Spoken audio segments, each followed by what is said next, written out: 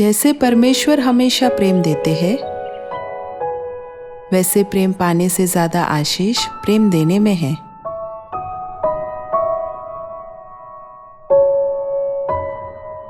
जब हम स्वर्ग में स्वर्गदूत थे और यहाँ तक कि जब हम पापियों के रूप में इस पृथ्वी पर गिराए गए, तब भी परमेश्वर ने हमसे प्रेम करना बंद नहीं किया। परमेश्वर उन लोगों के लिए महान आशीषों का वादा करते हैं जो बिना शर्त परमेश्वर के प्रेम को सभी लोगों के साथ साझा करते हैं, जिसे उन्होंने बिना मूल्य प्राप्त किया है।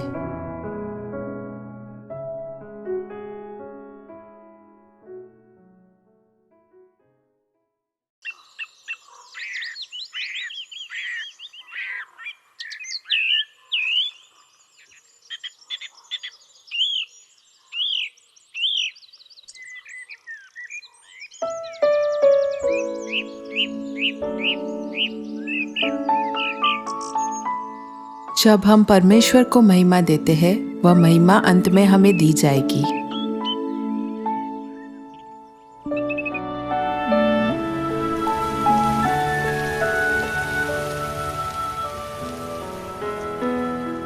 हमें अपने हृदयों पर यह वचन अंकित करना चाहिए कि ऐसी कोई शाखा नहीं है जो बिना जड़ के फल देती हो,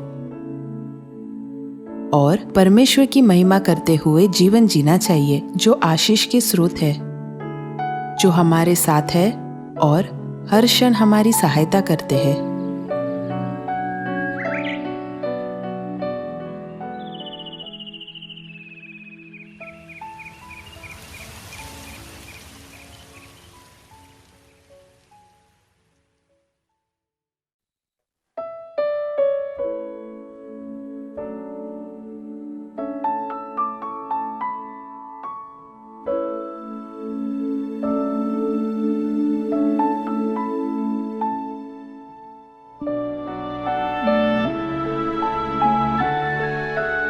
जब हम नफरत रखे बिना सुंदर हृदय से चीजों को देखते हैं, तब हम संपूर्ण प्रेम प्राप्त कर सकते हैं।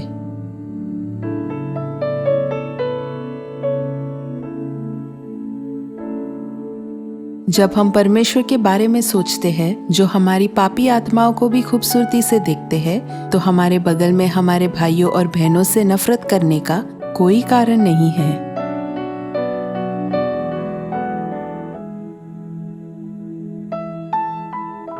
यदि हम अपने हृदयों में नफरत के बिना अपने भाइयों और बहनों को सुंदर हृदय से देखने का प्रयास करें, तो हम संपूर्ण प्रेम प्राप्त कर सकते हैं।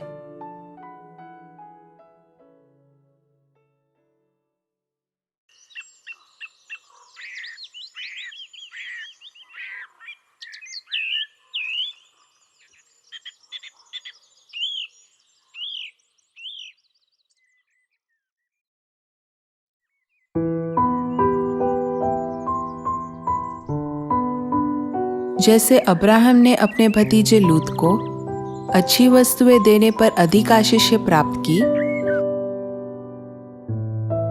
वैसे ही जब हम अपने भाइयों और बहनों को अच्छी वस्तुएं देंगे, तब हम भी बहुतायत में आशीष प्राप्त करेंगे। अच्छी वस्तुएं देने का मन उस मन से आता है जो दूसरों के बारे में खुद से ज्यादा सोचता है। जब हम अपने भाइयों और बहनों को अच्छी वस्तुएं देते हैं, तो परमेश्वर हमसे प्रसन्न होते हैं और हमें और अधिक आशीषें देते हैं।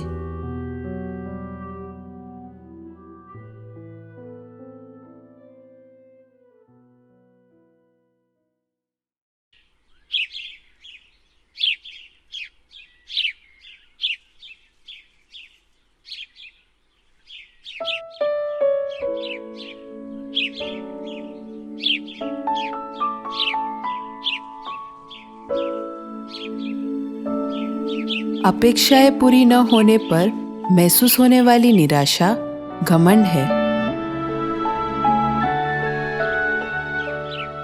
जब हम परमेश्वर के बारे में सोचते हैं, जिन्होंने निम्न होकर सेवा करने का उदाहरण दिखाया है और परमेश्वर की शिक्षाओं के अनुसार नम्र हृदय रखने का प्रयास करते हैं, तो निराशा बर्फ की तरह पिघल जाती है और हम परमेश्वर को धन्यवाद और स्तुति दे सकते हैं।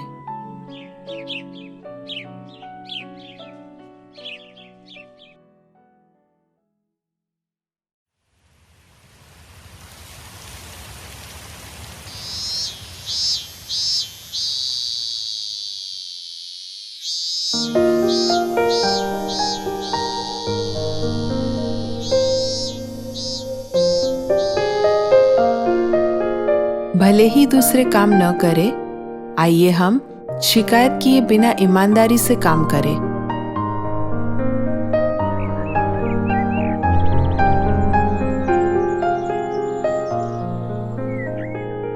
जब हम एक स्वामी के मन से काम करते हैं, तब हम आनंद और शांति से काम कर सकते हैं।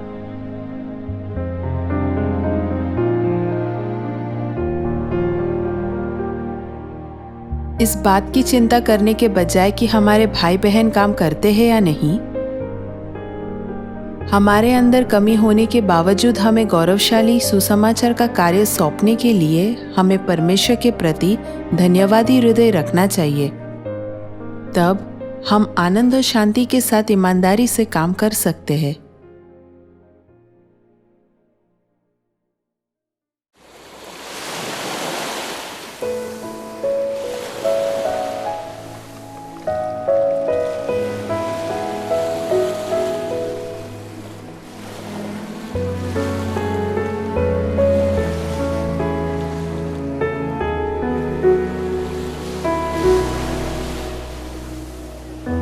शिकायत भरे हृदय से घमंड का जन्म होता है।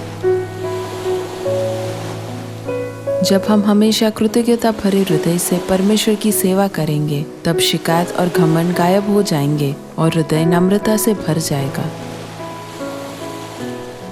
हमें हमेशा परमेश्वर का धन्यवाद करना चाहिए, जो सभी परिस्थितियों और अवस्थाओं में हमारी सहायता करते हैं। यदि हम हमेशा परमेश्वर को धन्यवाद देते हैं, तो हमारे हृदयों से सभी शिकायतें और अहंकार गायब हो जाएंगे और हम एक विनम्र मन के साथ फिर से जन्म ले सकते हैं, जो स्वर्ग के राज्य में प्रवेश करने के योग्य है।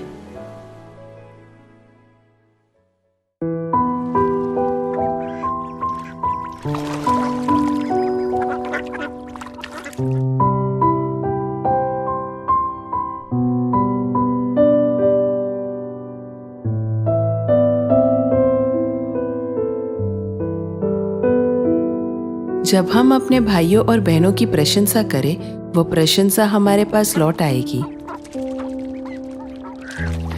शब्द गूंजते हैं। जब हम दूसरों की प्रशंसा करते हैं, तो वो प्रशंसा हमारे पास वापस आती है, और जब हम दूसरों की आलोचना करते हैं, तो आलोचना हमारे पास लौट आती है। यदि हम छोटी छोटी बातों में भी अपने भाइयों और बहनों की प्रशंसा करें और उनका हौसला बढ़ाए, तो अंत में प्रशंसा हमारे पास वापस आ जाएगी।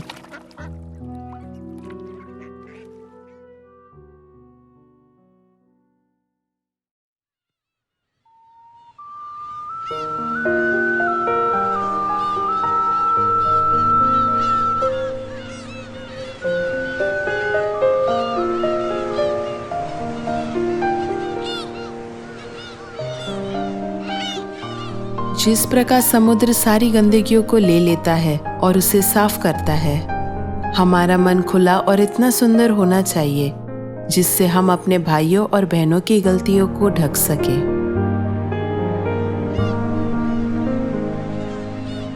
किस प्रकार का हृदय समुद्र जितना बड़ा होता है? यह एक ऐसा हृदय है जो हमारे भाइयों और बहनों की गलतियों और दोषों को ढकता है और उनके हृदय को आराम से शुद्ध करता है। ऐसा हृदय आसानी से क्रोधित नहीं होता या गुस्सा नहीं दिखाता, लेकिन सौम्य और विनम्र रवैये के साथ यह दूसरों को समझता है और गले लगाता है।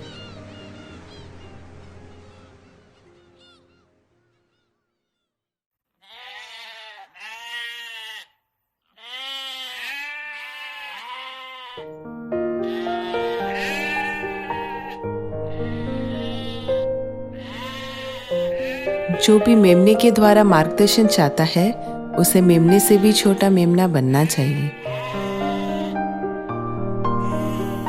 परमेश्वर इस पृथ्वी पर मेमना के रूप में आए, जो संसार के पाप को उठा लेता है और बलिदान से भरा जीवन जिया।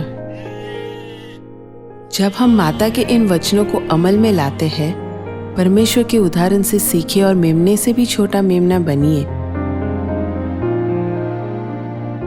तो हम परमेश्वर के लोग बन सकते हैं, जो अनंत स्वर्ग के राज्य में राजपदारी याजक बनने की आशीष प्राप्त करेंगे।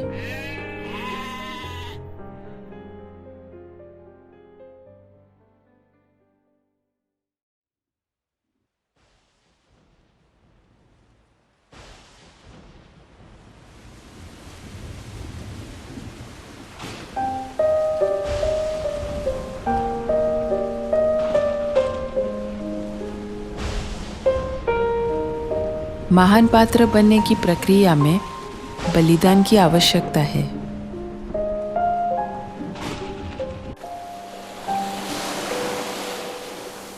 अंत में हमें बड़ी आशीषें देने के लिए परमेश्वर हमें दुख का समय देते हैं।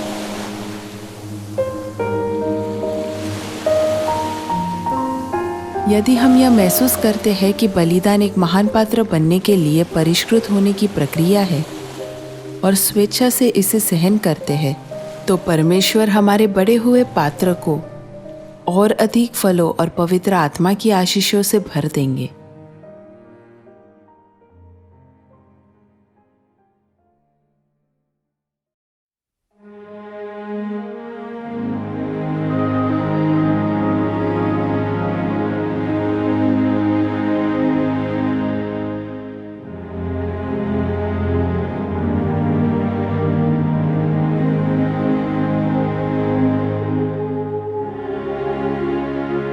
परमेश्वर भी अपनी सेवा करवाने नहीं, परंतु सेवा करने के लिए आए।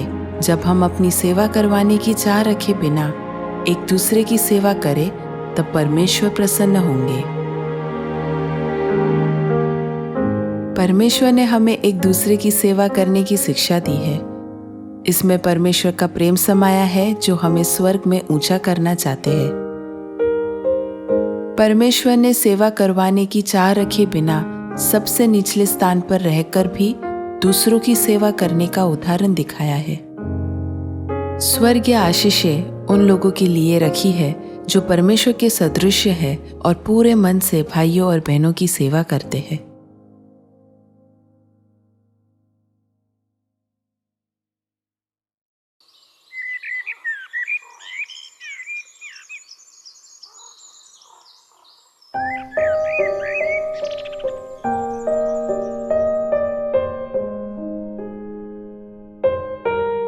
हमें वर्तमान समय के कष्टों को इसलिए धैर्य से सहना चाहिए क्योंकि स्वर्ग का राज्य हमारा होगा।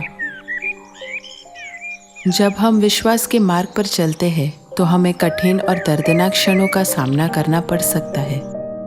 हालांकि यह क्षण केवल अस्थायी और क्षणिक है।